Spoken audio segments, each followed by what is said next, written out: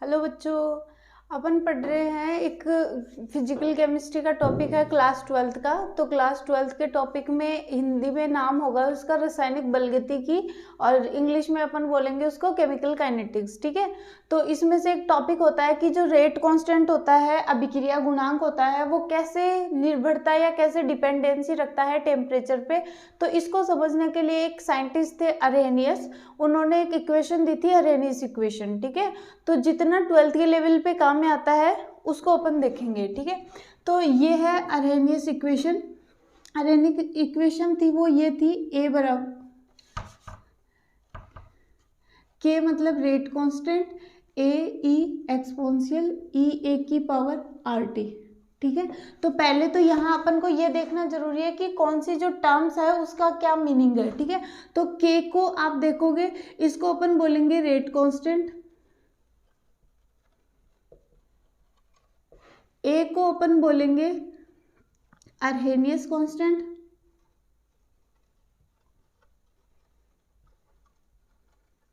इसको और अपन बोल सकते हैं प्री एक्सपोनेंशियल फैक्टर,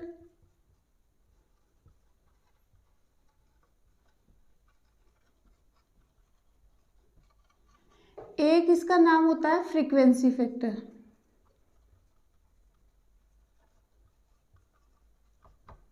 ठीक है। तो ये तीन चीज इसकी ध्यान में रखना। एक हो जाएगा रेट कांस्टेंट का, फिर ए ये ई होता है, ये एक्सपोनेंशियल वाला होता है। ई ए यहाँ पे होता है एक्टिवेशन एनर्जी, किसी भी रिएक्शन के लिए जो एनर्जी होती है उसको अपन बोलेंगे एक्टिवेशन एनर्जी। टी यहाँ पे होता है टेम्परेचर, और आर होता है रेट कांस्टेंट। ठीक है। तो इसके 3-4 वैल्यू होते हैं। आपको 8.314 अगर जूल वाला आए तो काम में लेना है, 0.083 ये वाला काम में लेना है जब एटीएम आए, और 0.082 वाला काम में लेना है जब क्या आए, बार आए। ठीक है। बाकी इसकी वैल्यूज पे नहीं जा रही मैं, आपको देखना है कि अगर जूल आए तो आपको ये वाला लेना है, एटीएम आए तो ये वाली वैल्यू रखनी है, इसमें गैस कांस्टेंट की कौन सी वैल्यू पुट करनी है, और बार आए तो ये वाली पुट करनी है। ठीक है। तो ये वाली चीज एक बार आप उतार लो कि किसको क्या क्या बोलते हैं, उसके बाद में अपन आगे देखते हैं। देखो, इसका पहले आना चाहिए लोग लेना। मैं इसको लोग ई बेसिस पे लोग लेती हूँ। तो एक ये ध्यान रख लेना कि कोई इनटू में होता है तो लोग में वो किस में आएगा, प्लस में, और अगर डिवाइड में होता है तो वो किस में आएगा, माइनस में। सेम अगर वो प्लस में होगा तो वो कैसे आएगा, लोग लेंगे तो इनटू हो जाएगा, और माइनस होगा तो कैसे हो जाएगा, डिवाइड। तो पहले अपन के का लेते हैं, ये आ जाएगा लोग ई बेसिस पे। लोग ई बेसिस को ही अपन क्या बोल सकते हैं, एल एन बोल सकते हैं। ठीक है। तो ये लोग ई बेसिस पे आएगा के, फिर लोग ई बेसिस पे आएगा ए, और ये इनटू है, फिर अपन ये जो पावर में होता है वो आगे आ जाता है तो ये हो जाएगा minus E A upon R T, और ई का लेंगे लोग ई बेसिस पे ई का हो जाएगा। ठीक है। तो लोग ई बेसिस पे ई की वैल्यू कितनी हो जाएगी, 1। अब इसको अपन लिखते हैं, जो अपने पास इक्वेशन बची, लोग ई बेसिस पे के, लोग ई बेस पे A minus E upon R T. ठीक है। एक वैल्यू होती है कि लोग ई बेसिस पे अगर अपन लेते हैं इसको 10 बेस में, अगर अपन को चेंज करना है तो इसको अपन इनटू कर देंगे कितने से, 2.303 से। ठीक है।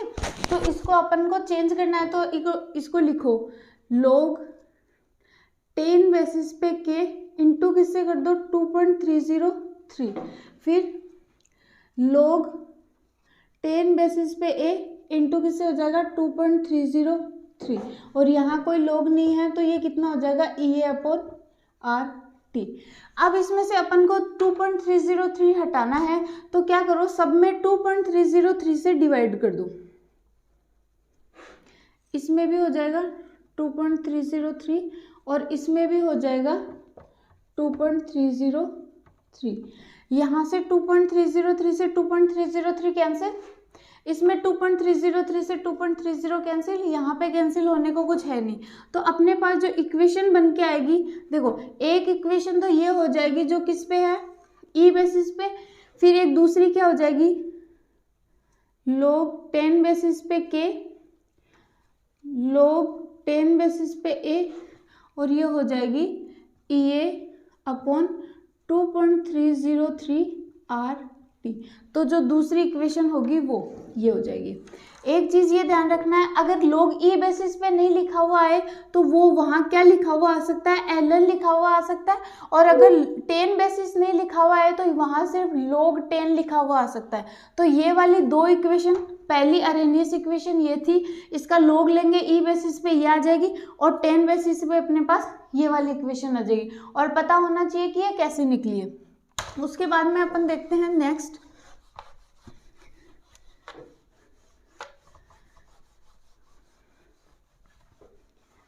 अपने पास तीन इक्वेशन आई है। एक है k बराबर ए E minus E A upon R T, दूसरी है ln k ln a minus E A by R T, third है log k log a minus E A upon 2.303 are T. ठीक है, ये तीनों इक्वेशन पता होनी चाहिए। अब क्या होता है कि अगर अपन इसमें वैल्यू लें कि अगर अपन को दो दे दिया जाए, मानो आपको k1 दे दिया, k2 दे दिया, t1 दे दिया और t2 दे दिया, तो फिर ये कैसे कंपैरिजन होगा। तो आपको क्या करना है, बाकी इक्वेशनों को ध्यान में नहीं रखना है, एक इक्वेशन ये वाली इक्वेशन ध्यान में रखनी है। मैं यहाँ ऊपर लिख देती हूँ,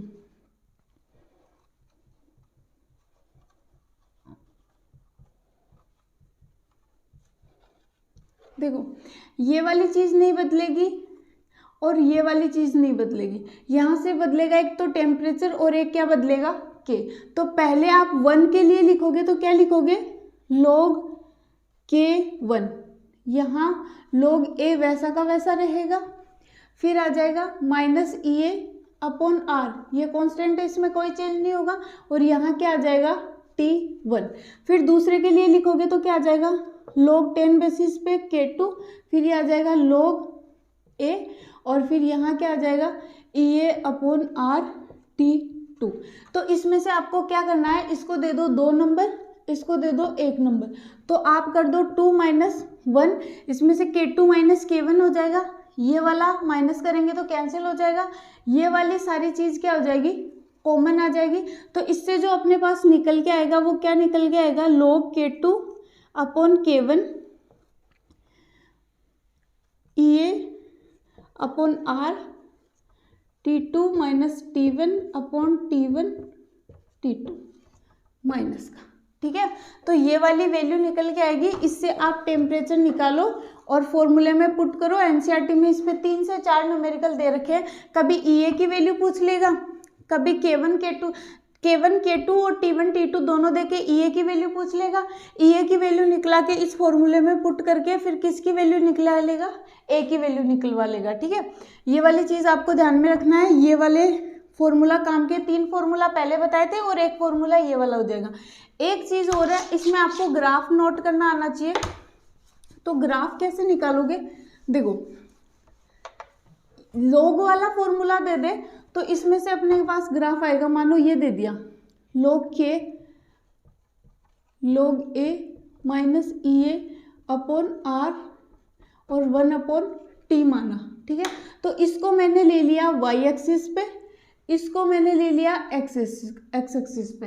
ठीक है, तो ये वाला y पे आ जाएगा, इसको अपन बोलेंगे इंटरसेप्ट, ये c हो जाएगा, और इसके साथ में जो भी आता है उसको अपन क्या बोल देंगे, स्लोप, ये इसको अपन बोल देते हैं m। तो ये लाइनर उसकी इक्वेशन बन जाएगी, तो अपने पास आ जाएगा y बराबर c माइनस एम एक्स।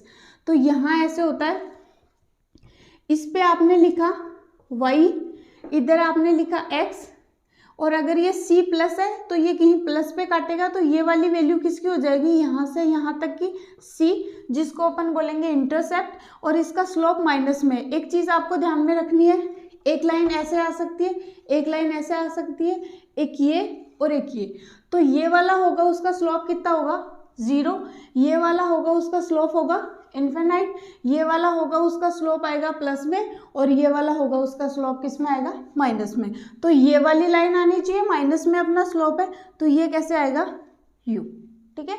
तो इसमें देखो, इससे इसको कंपेयर करो, तो c यहाँ क्या है log a, तो ये वाली वैल्यू यहाँ से यहाँ तक की c यहाँ क्या हो जाएगा log a, यहाँ आप log a लिख सकते हो, और ये इंटरसेप्ट स्लोप क्या आ जाएगा, स्लोप आ जाएगा minus E upon R. X पे क्या आया है, ऊपर वाली से कंपेयर करो तो ये आ जाएगा 1/t, और y बराबर क्या है log k, तो इसकी क्या आएगी नेगेटिव स्लोप के साथ, यहाँ पे लिखा हुआ आएगा, NCERT का है जाके देखना, log k, और यहाँ पे लिखा आएगा 1/t, तो इसका स्लोप क्या हो जाएगा माइनस ई अपॉन आर, और इसका इंटरसेप्ट क्या हो जाएगा log a। आई होप आपको ये वाला समझ में आया होगा, टेम्परेचर वाली वैल्यू, और ये इसमें एडिशनल चीज़ें आपको ध्यान में रखनी है, ये लाइनर इक्वेशन के लिए आता है, ग्राफ प्लॉट करने के लिए, ठीक है। अब ये वाली चीज़ आपको समझ में आनी चाहिए। अब इससे ना 2-3 क्वेश्चन बनते हैं। इससे पहला क्वेश्चन ये आ सकता है कि अगर मैंने टेम्परेचर को इंक्रीज किया, जैसे आपके पास पहला क्वेश्चन आ गया कि अगर मैंने टेम्परेचर इंक्रीज किया तो के पे क्या इफेक्ट पड़ा, तो इसको आपको देखना आना चाहिए। देखो अपने पास फॉर्मूला कौन सा है, 10 वाला याद रख लो, के वाला याद रख लो, एक ही बात है। देखो log k log a minus क्या हो जाएगा ई ए अपॉन आर टी। देखो यहाँ से मैं टेम्परेचर की वैल्यू बढ़ाती हूँ, ये बढ़ाया मैंने ये टेम्परेचर का वैल्यू, तो ये डिवाइड में टेम्परेचर है, तो ये बढ़ाया, तो ये ओवरऑल क्या हो जाएगा माइनस हो जाए, कम हो जाएगा, तो ये ओवरऑल घट जाएगा। ये वाली चीज़ कांस्टेंट है, तो ये वाली चीज़ क्या हो जाएगी बढ़ जाएगी। तो अपने पास क्या आया, टेम्परेचर बढ़ाएंगे वैसे क्या हो जाएगा के बढ़ जाएगा। अगर ये वाली चीज़ आपको नहीं समझ में आई तो आप ऐसे देखो, माना ये मेरे पास कांस्टेंट है और ये कितना है 10 है, ठीक है। टेम्परेचर जब मैंने टेम्परेचर में कोई चेंज नहीं किया था तब ये कितना हो रहा था, इसकी वैल्यू मेरे पास 2 आ रही थी, तो मेरे पास log k की वैल्यू कितनी आ रही होगी 8, क्योंकि ये माइनस होके आता है। उसके बाद में अपन देखते हैं कि माना मैंने टेम्परेचर बढ़ाया, तो बढ़ाने के बाद ओवरऑल वैल्यू घट गई, तो ओवरऑल वैल्यू घट के कितनी हो गई 1, और ये वाला तो कांस्टेंट है, तो ये कितना था 10। अब अपने पास कितना आएगा 9 आएगा। तो यहाँ पे टेम्परेचर बढ़ाया था मैंने, और ये क्या हो के आया है बढ़ के आया है। तो आपको क्या ध्यान में रखना है, टेम्परेचर बढ़ाओगे वैसे वैसे क्या हो जाएगा रेट कांस्टेंट बढ़ेगा। रेट कांस्टेंट होता क्या है, जैसे ये रिएक्टेंट है, ये प्रोडक्ट में चेंज होगा, और यहाँ पे रेट कांस्टेंट आता है, तो जितना ज़्यादा रेट कांस्टेंट होता है उतनी ही रिएक्शंस आगे की तरफ फॉरवर्ड होगी, और आगे की तरफ जितना फॉरवर्ड होगी उतना प्रोडक्ट ज़्यादा बनेगा या रिएक्शन तेजी से जाएगी। तो जैसे जैसे अपन टेम्परेचर बढ़ाएंगे के बढ़ेगा, मतलब रिएक्शंस क्या होगी आगे की तरफ फॉरवर्ड होगी। ये आरएनएस इक्वेशन से अपन को समझ में आ रहा है। दूसरा है कि माना मैंने क्या किया, मेरे पास ये है कि 2 रिएक्शंस है मेरे पास, जैसे ये एक तो ये है, एक ये है, ठीक है। तो इसकी ई वैल्यू 2 है, इसकी ई वैल्यू कितनी है 1 है, ठीक है। तो मैंने क्या किया कि माना अब आपको यहाँ से पता चल रहा है कि ई वैल्यू ये होती है, तो ई वैल्यू 2 ज़्यादा है कि 1 ज़्यादा है, तो आपको पता चल रहा है कि ई 2 ज़्यादा है ई 1 से, ठीक है। अब ई वैल्यू पता है, तो मैं अगर बोलूँ कि इसका रेट कांस्टेंट K2 है, इसका K1 है, इसका टेम्परेचर T2 है, इसका टेम्परेचर T1 है। माना मैंने सेम टेम्परेचर बढ़ाया, जैसे मैंने टेम्परेचर इसका बढ़ा दिया 10 डिग्री सेंटीग्रेड से इसका बढ़ाया और 10 डिग्री सेंटीग्रेड से इसका बढ़ाया, तो टेम्परेचर में चेंज दोनों में सेम आ रहा है, टेम्परेचर में चेंज दोनों में सेम आ रहा है। मैं बोल रही हूँ 10 डिग्री मैंने इसका बढ़ाया और 10 डिग्री ही मैंने इसका बढ़ाया, तो आप बताओ कि K2 ज़्यादा बढ़ेगा कि K1 ज़्यादा बढ़ेगा। ये वाला क्वेश्चन बहुत बार पूछा जाता है, तो इसमें से एक ट्रिक आप ऐसे ध्यान में रख लो, बाकी इसके आरएनएस इक्वेशन से आप अपन निकाल सकते हैं। जिसका एक्टिवेशन एनर्जी ज़्यादा होगा उसका K2 ज़्यादा बढ़ेगा, तो आपको क्या करना है, या बदलाव ज़्यादा होगा, तो अगर इसका भी 10 ही बढ़ाया, इसका भी 10 ही बढ़ाया, लेकिन इसकी क्या है ये ज़्यादा है इसकी बजाय, तो चेंज ज़्यादा किस में आएगा K2 में ज़्यादा चेंज आएगा बजाय किसके K1 में। तो 2 चीज़ बताइए मैंने, टेम्परेचर बढ़ेगा वैसे वैसे K बढ़ेगा, और जिसकी एक्टिवेशन एनर्जी ज़्यादा होगी टेम्परेचर में चेंज होने पे उसी का के भी क्या होगा, ज़्यादा होगा। ठीक है, दोनों बात समझ में आ गई। उसके बाद अपन एक चीज़ और देखते हैं। देखो रिएक्शंस की जो रेट होती है ना, वो अपन दो तरीके से लिख सकते हैं। अगर आपको कंसंट्रेशन दी हुई हो या रेट इक्वेशन लिख के दी हुई हो तो आपको क्या करना है, रेट का एक फॉर्मूला होता है, रेट बराबर होती है कंसंट्रेशन अपॉन टाइम। या अपन ऐसे लिखते हैं ना, कंसंट्रेशन में चेंज अपॉन टाइम, जैसे अपन ये लिखेंगे delta C upon delta T, तो प्रोडक्ट के लिए आएगा plus delta C delta T, क्योंकि वो बढ़ रहा होता है और रिएक्टेंट घट रहा होता है, तो उसके लिए आएगा minus delta C upon delta T.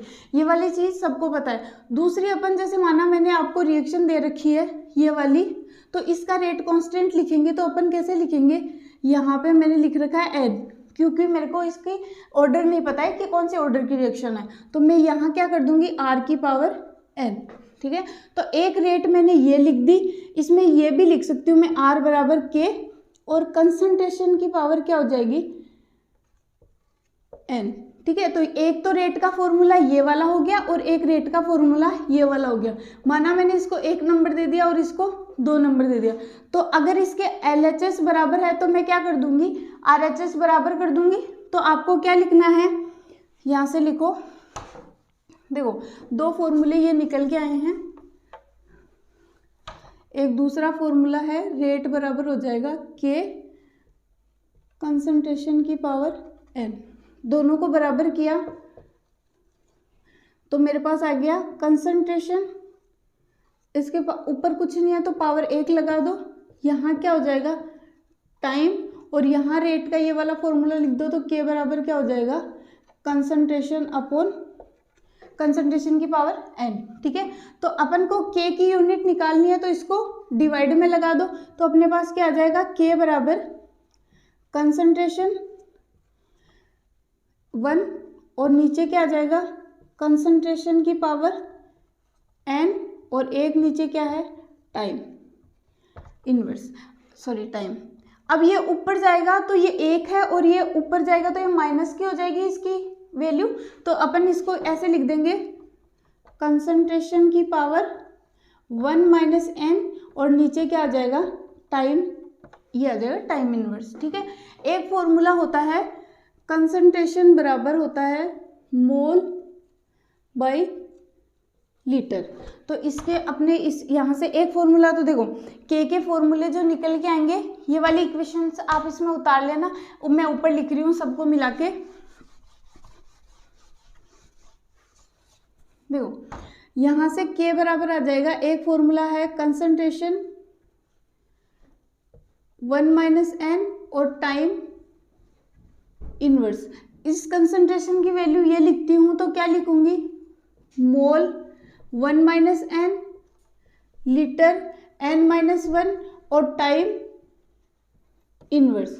ठीक है, अब इसमें होगा क्या, ये k की वैल्यू आ गई, इसमें क्या होता है n बराबर क्या होता है ऑर्डर, कि जैसे 0 ऑर्डर हो सकता है, फर्स्ट ऑर्डर हो सकता है, सेकंड ऑर्डर हो सकता है। माना सपोज मैंने ले लिया n बराबर 0, तो क्या हो जाएगा 0 ऑर्डर हो जाएगा, तो 0 ऑर्डर के लिए k की जो यूनिट निकल के आएगी वो क्या निकल के आएगी 1 माइनस 0, तो क्या रह जाएगा मोल 1, 0 माइनस 1 तो क्या रह जाएगा -1, और ये क्या रह जाएगा सीधा टाइम इनवर्स। ये किसके लिए आ जाएगी 0 ऑर्डर के लिए आ जाएगा। ठीक है, ये वाला मेन फॉर्मूला है जो आपको याद करना है, और कंसंट्रेशन की टर्म्स में आए तो ये वाला। अगर मैंने n बराबर ले लिया 1, तो यहाँ इस फॉर्मूले में देखो 1 माइनस 1, क्योंकि n की वैल्यू कितनी रखी है 1, यहाँ 1 माइनस 1, तो ये वाला 1 हो जाएगा, ये वाला भी 1 हो जाएगा, और अपने पास बचेगा क्या k। अगर फर्स्ट ऑर्डर के लिए है तो मेरे पास आ जाएगा टाइम इनवर्स, या मैं इसको लिख सकती हूँ सेकंड इनवर्स। ये किसके लिए आ जाएगा फर्स्ट ऑर्डर के लिए। अब मैं सेकंड ऑर्डर के लिए बताती हूँ, n बराबर क्या लिखेंगे 2, तो n बराबर 2 अगर अपन लिखेंगे तो इसमें क्या होगा 1 माइनस 2, तो -1 रह जाएगा, तो मोल -1, यहाँ से क्या हो जाएगा 2 माइनस 1, तो यहाँ क्या रह जाएगा +1, और यहाँ क्या रह जाएगा टाइम इनवर्स। ये किसके लिए आ जाएगा सेकंड ऑर्डर के लिए। ठीक है।